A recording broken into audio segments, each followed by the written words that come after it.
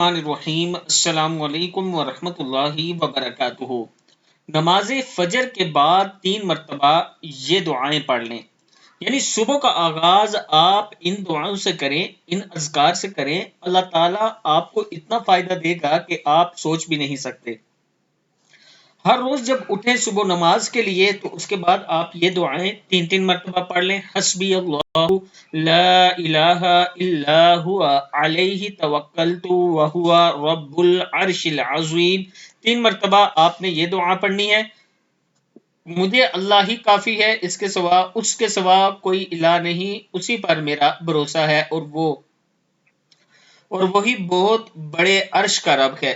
دوسری دعا، رضیت باللہ ربا وبالاسلام دینا وبمحمد نبیا۔